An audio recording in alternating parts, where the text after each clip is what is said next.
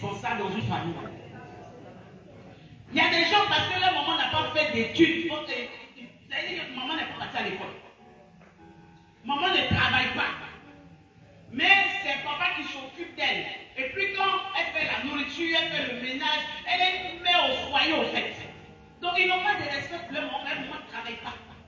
Et tu les vois qui ne respectent pas leur maman, mais qui respectent une femme qui est dehors, qui n'a rien à voir. Il y a des enfants même, je ne sais pas s'ils sont maudits ou quoi. C'est-à-dire qu'ils s'entendent avec leur papa. Et puis, pendant que leur maman à la maison, c'est qu'elle pour eux là. C'est-à-dire qu'ils s'entendent avec leur papa qui a une maîtresse au dehors, il y a une tise au dehors. Et puis ils s'entendent, ils font les coups bas à leur papa. Il faut dire ça, c'est la malédiction. Alléluia. Tu ne peux pas t'entendre avec ton papa. Et puis il est en train de faire du mal à ta maman.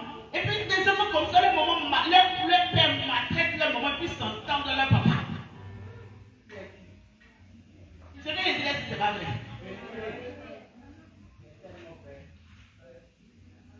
Quand on était plus jeune, j'avais une amie qui m'avait raconté une histoire. Il dit que c'est à cause de lui, ses parents divorcés, il culpabilisait. Quand il était petit, son papa le prenait pour aller chez sa tisa.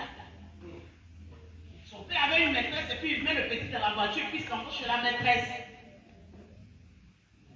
Et puis, ce que son papa fait, sa maman les voit souvent, papa en train de lever une femme qui est au dehors.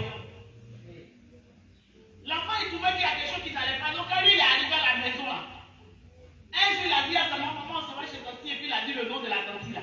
Quand papa s'en va là-bas, là aussi, voilà, on va faire la même chose comme pour toi, là. C'est un enfant, il dit qu'il était un enfant, il ne savait pas. Et puis, il a parlé.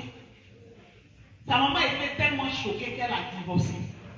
Et donc, il culpabilisait, parce que c'est à cause de lui, ses parents se sont séparés. Je lui ai dit, tu n'es pas responsable de ça, c'est ton père qui est un irresponsable. Qu'est-ce qu'il a à te prendre et puis aller chez ses maîtresses avec toi? Tu n'as pas à culpabiliser. Donc je suis en train de parler. La maman, ce n'est pas parce que ta maman ne travaille pas. Ce n'est pas parce que ta mère, elle est une mère au foyer, que tu ne dois pas la respecter.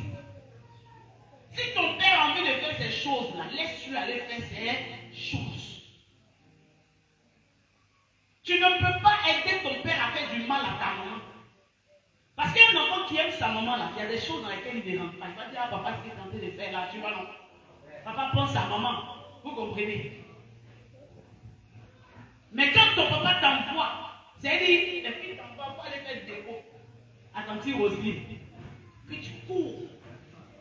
Quand ton papa dit qu'il s'en va là-bas, et puis tu es son complice pour les trucs bizarres. Tu es complice. Il faut blaguer ta maman, il doit sortir, et puis il doit aller voir ton petit Jeannette. Et puis toi aussi, tu mets ta maman dans les animaux blancs. C'est bon travail que tu es en train de faire. Alléluia. La mère, elle est indispensable. Il faut dire la mère est indispensable dans une famille. La mère éduque les enfants. Proverbe 31, verset 1. Qui a prouvé ça? Proverbe 31, verset 1. La mère, là, elle est une éducatrice.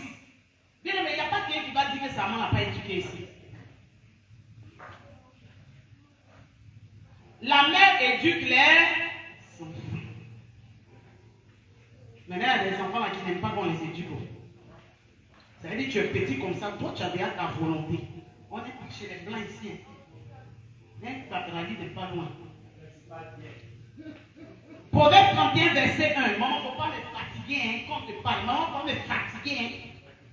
C'est le travail que Dieu lui a donné, la sœur qu'elle a fait de t'éduquer, de te montrer comment tu vas marcher. Proverbe 31, verset 1. Parole du roi, le mieux.